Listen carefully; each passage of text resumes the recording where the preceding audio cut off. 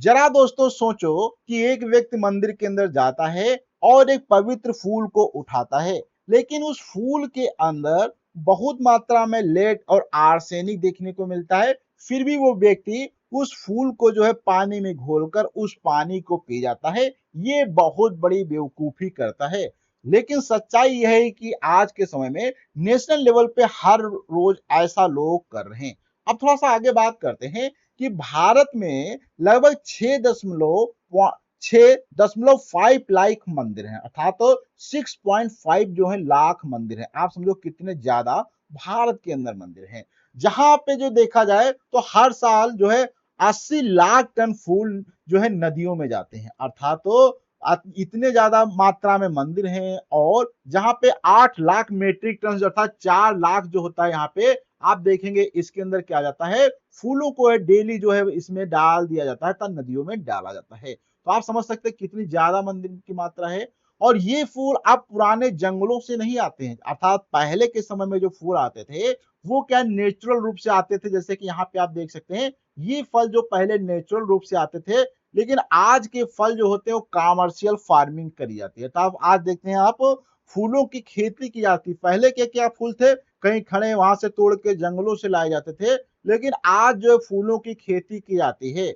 और जब ये खेती की जाती है तो इस खेती के दौरान इनके अंदर बहुत ही हाई मात्रा में क्या किया जाता है, पेस्टिसाइड स्प्रे किए जाते हैं, जिससे फूल खराब ना हो। और जिनमें आर्सेनिक की मात्रा जो होती है, लेड की मात्रा होती है, कैडमियम की मात्रा होती है, ये बहुत ज्यादा मात्रा में छिड़काव किए जाते हैं। अर्थात तो पहले के जो फूल थे वो जंगलों से वगैरह तोड़ के लाए जाते थे, जहां पे कोई भी पेस्टिसाइड का स्प्रे नहीं किया जाता था। लेकिन आज के समय में जो इनकी फार्मिंग की जाती है कमर्शियल लेवल पे, जिस कारण से इसके अंदर ज्यादा ग्रोथ हो, ज्यादा प्रोडक्शन हो फूलों का, इसलिए बहुत ज्यादा पेस्टिसाइड छिड़के जाते हैं। और इनके अंदर बहुत मात्रा में आर्सेनिक और लेड होता है। और अनजाने में हम हजारों टन जो होता है डेडली केमिकल्स रोज पानी में डाल रहे हैं। अर्थात जब आप समझो कि जब यहाँ पे फूलों के अंदर इतना ज्यादा मात्रा में हम लोग केमिकल छिड़क के बना रहे हैं, तो ये फूलों के अंदर केमिकल होने से अब यही फूल हम क्या करते हैं, रोज के रोज जो होते हैं हजारों टन जो होता है पानी में बहा रहे हैं। अब थोड़ा सा इसकी सच्चाई पे हम वो बात करें, तो जब इतने सारे फूल पानी में सड़ते हैं तो बैक्टीरिया जो होते हैं बहुत तेजी मात्रा में क्या करते हैं, बढ़ते हैं। अर्थात यहाँ पे आप देख सकते हैं ये जो होते हैं फूल बहुत ज्यादा मात्रा में होते हैं। और इन जब मात्रा में बहुत ज्यादा मात्रा में फूल सड़ते हैं तो यहाँ पे बहुत ज्यादा बैक्टीरिया बनना स्टार्ट होते हैं। और इसे विज्ञान में अगर देखा जाए, जीव विज्ञान के अंदर, तो इसे यूट्रोफिकेशन कहा जाता है। क्या कहा जाता है, यूट्रोफिकेशन कहा जाता है।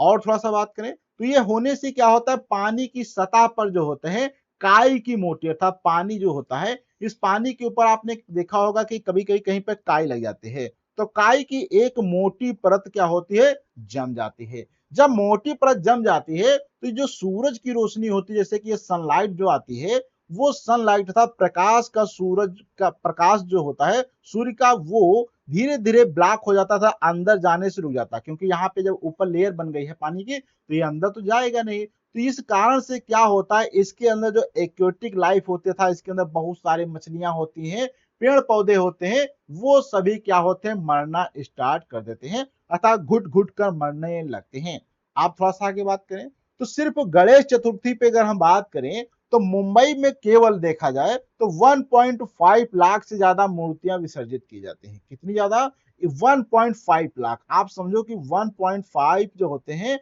मूर्तियों को केवल जो होता है मुंबई में विसर्जित किया जाता है।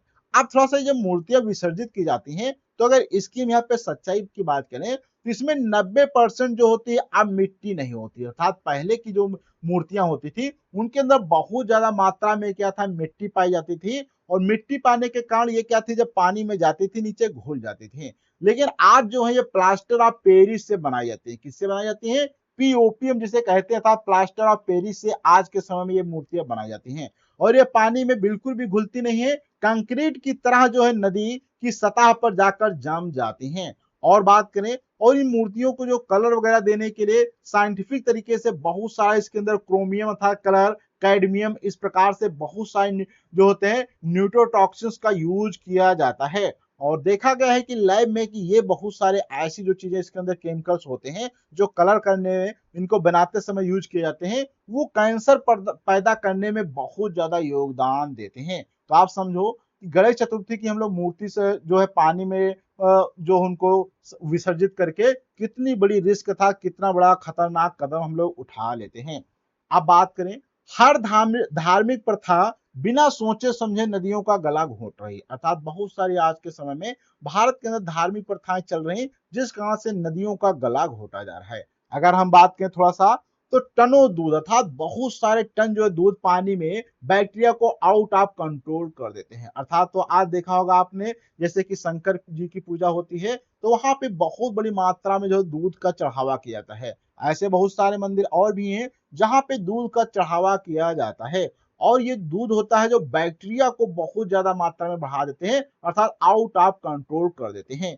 वहीं पे पानी के अंदर जो घी होता है, अर्थात घी भी हम लोग चढ़ाते हैं, तो घी पानी पर क्या होता है, एक केमिकल फिल्म्स बना देता है। आप देखेंगे घी जो होता है, दूध में घी पाया जाता है, तो ये क्या करता है, एक पतली सी फिल्म अर्थात लेयर बना देता है पानी के ऊपर, जो ऑक्सीजन को ब्लॉक कर देता है। जो क्या ऑक्सीजन वातावरण में ऊपर होती है, वो ऑक्सीजन अंदर जाना बंद कर देती है, जिस कारण से आज के सिक्के कापर के नहीं, सस्ते एलॉय के हैं जो सीधे हैवी मेटल पॉल्यूशन करते हैं। अर्थात तो यहाँ पे देखा जाए तो इसमें और भी बहुत सारी चीजें, जैसे कि सिक्कों की बात करें तो प्रदूषण वगैरह करते हैं, और ये जब केमिकल्स यहाँ पे ऑक्सीजन भी नहीं जाती तो इसके नीचे बहुत सारे जीव जंतु होते हैं, वो भी मरना स्टार्ट कर देते हैं। आप थोड़ा सा बात करें कड़वे सच की, कि डेड बॉडीज और राख बिना यह तस्वीर अधूरी है, क्योंकि आज के समय में डेड बॉडी और उनकी राख को बड़ी मात्रा में नदियों के अंदर डाला जाता है। अगर सिर्फ हम केवल बात करें वाराणसी की, तो यहाँ पे एक साल या हर साल देखा जाए तो लगभग 32,000 से ज्यादा जो होते हैं क्रिम्सन नदी किनारे होते हैं, अर्थात यहाँ पे लोगों को क्या जलाया जाता है, जो कि 32,000 से ज्यादा लोग हैं हर साल यहाँ पे जलाए जाते हैं। और लकड़ी बहुत सारी महंगी होती है, तो बहुत लोग लकड़ी को अफोर्ड नहीं कर पाते हैं, जिस कारण से लोग बॉडीज को सीधे गंगा में बहा देते हैं। क्या होता है, जब लकड़ियां खरीद नहीं पाते हैं तो थोड़ा बहुत जलाते हैं, फिर सीधे गंगा नदी में बहा देते हैं। इससे पानी में जो होता है फिकल क्लोरोफार्म कोलीफार्म जो होता है, वो बैक्टीरिया के लेवल को डेंजर जोन पर कर देता है। आप समझो कि हम लोग कितने बड़े बड़े जो होते हैं खतरे आज नदियों के साथ कर रहे हैं, नदियों को बर्बाद करने में हम लोग कितना बड़ा काम कर रहे हैं। वहीं पे बात करते हैं, रिलीजियस कचरा सिर्फ एक हिस्सा नहीं होता है, असली विलेन हमारा सिविल इंफ्रास्ट्रक्चर होता है। अर्थात ऐसा नहीं कि ये हम लोग धार्मिक हैं तो धार्मिक होना खराब है, लेकिन ये सिविल का जो इंफ्रास्ट्रक्चर है, अर्थात आज जो सोशल समाज में हम लोग गलत तरीके से बहुत सारे धार्मिक कार्यों का जो होता है आवाहन या उनकी पूर्ति करते हैं। सही तरीका अलग होता है, लेकिन हम लोग दिखावटी रूप में बहुत सारे गलत कदम उठा लेते हैं, जिससे हमारी नदियां जो होती हैं 46% आधिकारिक तौर पर पॉल्यूटेड हो जाती हैं। अगर बात किया जाए तो शहरों का 70% ज्यादा जो होता है गटर का पानी भी बिना ट्रीटमेंट के जो होता है सीधे नदियों में डाल दिया जाता है। आप ये भी समझो कि हम उधर धार्मिक नाम पे तो नदियों को बर्बाद ही कर रहे हैं, उसके अलावा हम लोग डायरेक्ट जो होता है अपने सीवर का पानी भी नदियों में डाल देते हैं। हम लिटरली आने अपने फ्लश का पानी अपने ड्रिंकिंग वाटर में मिक्स कर रहे हैं। अर्थात देखा जाए तो इनडायरेक्ट रूप से हम क्या करते हैं, जो अपने ही सीवर का पानी अपने पीने वाले में मिक्स करते हैं। आप थोड़ा सा बात करते हैं, गंगा के क्लीनअप के नाम था, गंगा की सफाई के नाम पर और नमामि गंगे पर अब तक जो होता है 33,000 करोड़ टैक्स का पैसा खर्च किया जा सकता है। आप समझो 33,000 करोड़ रुपए खर्च किए गए हैं, लेकिन सीएगी की रिपोर्ट के अनुसार अगर देखा जाए तो रुपये में सिर्फ 8 पैसा जो है काम आया है, और बाकी जो है 92 पैसा बर्बाद हो गया था। 8 देखा जाए तो केवल 8% काम में आया है, उसके अलावा सारा क्या हुआ है, बर्बाद हुआ है। वहीं पे सीवर ट्रीटमेंट प्लांट की प्लानिंग पूरी तरह फेल है। वहीं पे जो सीवेज का ये ट्रीटमेंट किया जाता है, ये भी क्या है, पूरी तरह से फेल है। वह 5,000 जो मिलियन लीटर कचरे के लिए 1,000 मिलियन प्लांट का बनना, बाकी बाईपास वाल्व से सीधा नदी में गिरता है। अर्थात समझो कि कितनी ज्यादा मात्रा में पानी आ रहा है, लेकिन उसके लिए बहुत कम ही मात्रा में ये सब बनाए गए हैं। वहीं पे बात करें तो नदियां खुद क्यों साफ नहीं कर हो जाती हैं, क्योंकि 150 करोड़ लोगों का कचरा कोई नदी नहीं सह सकती। अर्थात अगर थोड़ी मात्रा में कचरा वगैरह आए तो नदियां खुद को साफ कर ले, लेकिन इतनी ज्यादा मात्रा में कचरा वगैरह आता है जिसको नदियां सह नहीं सकती हैं। यह ट्रेजेडी ऑफ द कॉमन्स का क्लासिक केस है। अगर हर इंसान ये सोचना स्टार्ट कर दे कि सिर्फ मेरे एक फूल या सिक्के से क्या बिगड़ेगा, अर्थात बहुत सारे लोग सोचते हैं कि हम एक ही तो फूल डालते हैं या एक ही सिक्का नदियों में डालते हैं तो उससे क्या फर्क पड़ता है। लेकिन अगर देखा जाए तो जब 150 करोड़ लोग यही चीज सोचकर एक साथ में अगर एक एक फूल डाल देते हैं तो पूरा इकोसिस्टम कोलैप्स हो जाता है। अर्थात इतनी बताओ कि 150 करोड़ लोग अगर सभी एक एक फूल डाल देंगे तो कितनी बड़ी मात्रा में जो है नदियों के अंदर पोल्यूशन हो जाएगा। अब बात करें तो साइंस कहती है कि मैटर कभी गायब नहीं होता है। पानी में घुले पेस्टिसाइड काई सोख लेती हैं। छोटी मछली काई खाती हैं, बड़ी मछली छोटी को खाती हैं। इसे बायोमैग्निफिकेशन कहते हैं, जहां टॉक्सिन्स हजारों गुना बढ़कर इंसान की प्लेटों तक आते हैं। अर्थात हम लोग क्या करते हैं, जो नदियों में मिलाते हैं वही सब एक प्रकार से मछलियां उनको खा के, मछलियों को लोग बहुत सारे खाते हैं। और शाकाहारी भी सेफ नहीं है। इस जहरीले पानी से खेतों में सब्जियां उगाई जाती है। देखो, लोग जो मछलियां खाते हैं वो तो केवल हानिकारक है ही है, लेकिन जो शाकाहारी है, जैसे लोग बहुत सोच रहे हैं कि हम तो मांस खाते नहीं तो हमारा क्या नुकसान होगा, नहीं। हम ये जो खेती में पानी लगाते हैं इसमें तो हानिकारक पानी में सब चीजें मिली हैं, तब भी खेती क्या होती है, हानिकारक होती जाती है, क्योंकि पानी के जरिए वो धीरे धीरे पेड़ पौधों के अंदर, पेड़ पौधों से फलों के अंदर आ जाते हैं, जिससे आज के समय में फल भी काफी ज्यादा हानिकारक हो चुके हैं। तो सोचते हैं कि मेरे पास आरओ है, मैं सेफ हूं। वो गलत फहमी में आरओ हैवी मेटल्स नहीं निकाल सकता, क्योंकि बहुत सारे लोग सोचते हैं कि हमारे घर में तो आरओ लगा है तो हमें पानी खराब तो हम पिएंगे नहीं तो हमें क्या नुकसान होगा। तो आप बहुत बड़ी गलत सोच रहे हैं, क्योंकि आरओ जो होता है बहुत सारे हैवी मेटल्स को बिल्कुल भी निकाल पाता है।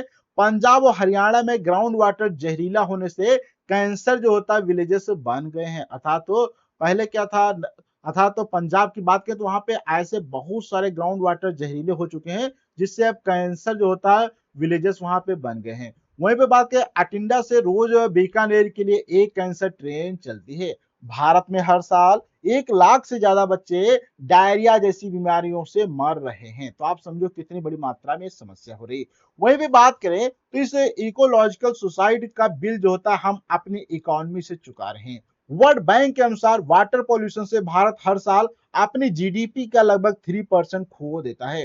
टोटल इन्वायरमेंटल डैमेज का नुकसान जो है लगभग 3.5 है। कितना है, 3.5 जो होता है करोड़ है। हर साल हम लोग 73 मिलियन वर्किंग डेज बर्बाद होते हैं, क्योंकि वर्कफोर्स बीमारी बढ़ा देती है। और थोड़ा सा बात करें तो एक तरफ नदियां तो सूख रही हैं, अर्थात क्या है, नदियां जो है आज के समय में तो सूख रही हैं, वहीं पे दूसरी तरफ हम बचे हुए पानी को जहर बना रहे हैं। अर्थात तो नदियां तो एक तरफ धीरे धीरे सूखती जा रही है, लेकिन वहीं पे जो पानी बच भी रहा है उसको भी हम क्या धीरे धीरे जहर बनाते चले जा रहे हैं। 1951 में प्रति व्यक्ति पानी जो है 5177 क्यूबिक मीटर था, लेकिन 2021 में यह जो है 70% गिरकर 1466 रह गया है। स्विमिंग पूल से बाद तब तक का सफर ये आप देखेंगे, इन सभी में पानी हम बहुत बड़ी मात्रा में बर्बाद कर रहे हैं।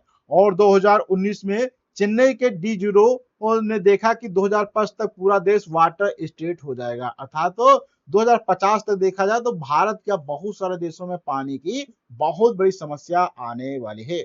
तो क्या कोई उम्मीद है कि हम जो है पानी से लड़ सकते हैं? हाँ, लंदन की डेढ़ अर्थात थेम्स रिवर आज 125 फिश स्पीसीज का घर है। अर्थात ऐसी बहुत सारी मछलियां, जैसे कि लंदन की देखा जाए तो यहाँ पे क्या बहुत सारे इसके अंदर मछलियां हैं। भारत में स्टार्टअप्स ने एक विन सोल्यूशन निकाला है। उन्होंने मंदिरों से जो है 42,300 टन फूल कलेक्ट करके उन्हें बायो लेदर और अगरबत्ती में बदल दिया है। इससे नदी भी बच रही है और 300 प्लस महिलाओं को रोजगार भी देखने को मिल रहा है।